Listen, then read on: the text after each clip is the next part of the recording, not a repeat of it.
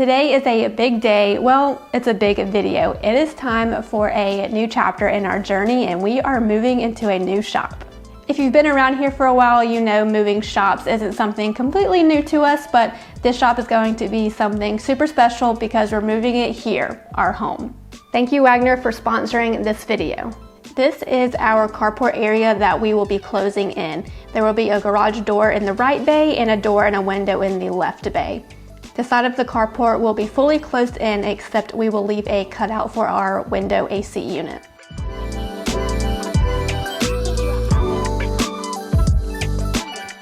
The breezeway is what we call this doorway that goes to the back patio. We'll just get a door put in place. After pressure washing, we can start framing our walls.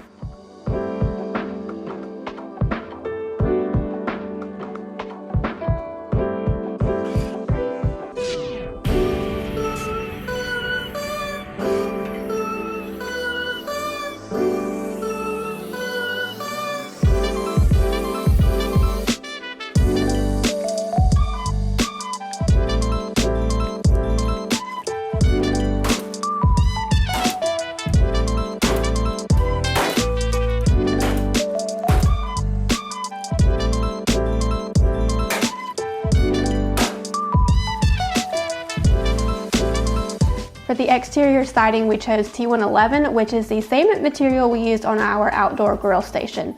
I'll leave a link to that project and the plans down below, but this material is going on at the smallest wall height of our house, if that makes sense. We have that mid-century peaked roof that gets smaller towards the left and right sides of the house, so these vertical lines will give the exterior some more interest, along with it being a different material than the entire house.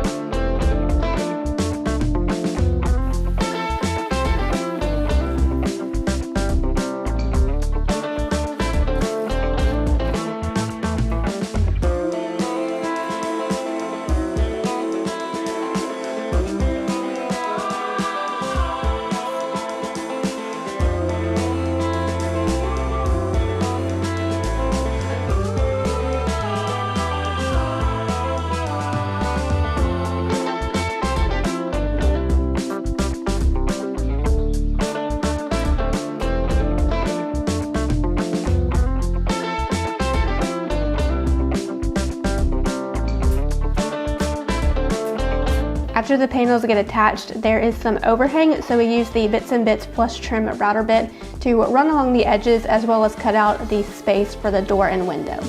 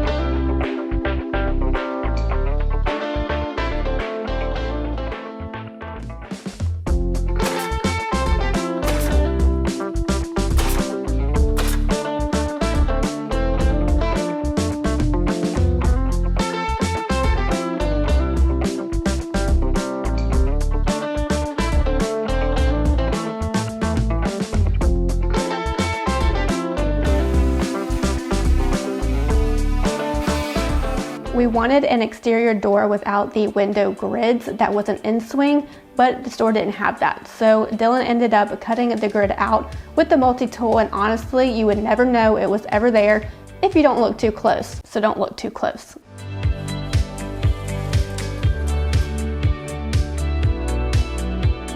The last wall to get framed up before insulation was the bits around the garage door, so we knocked that out so we could insulate that next day.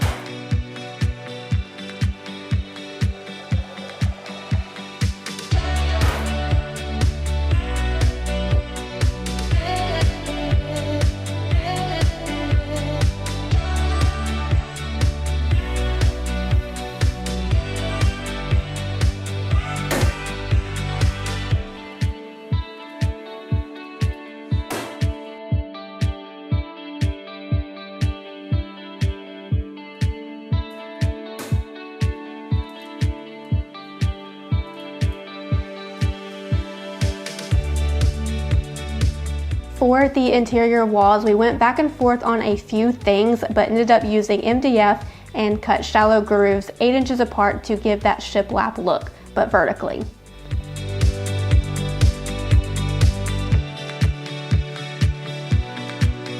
This also made it super easy to hide the screw holes inside those grooves.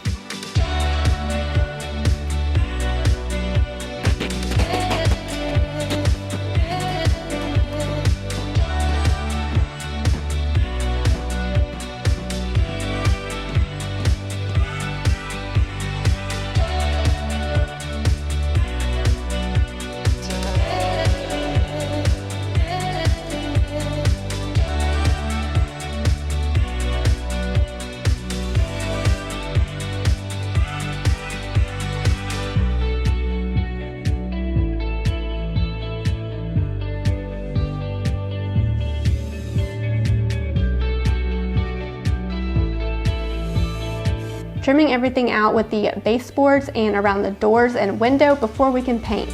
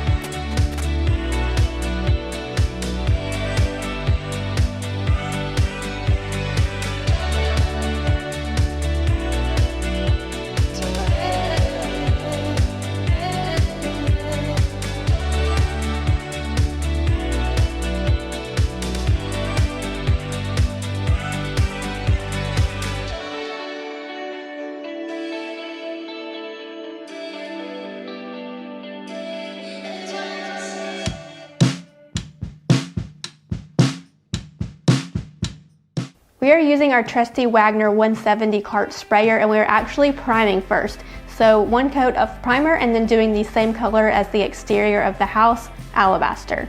We love the sprayer a lot, quick to set up and clean up afterwards. There is a link down below for you to check out.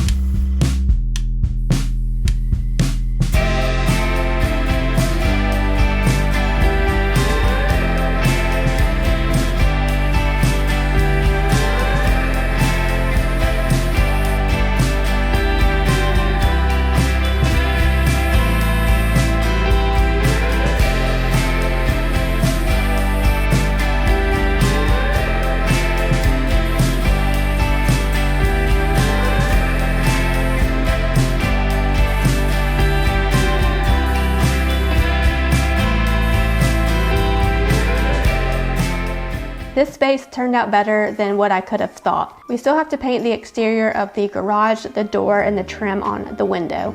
There are a few other small loose ends we have to do before we can start moving things over, but it's freaking happening and we are so excited.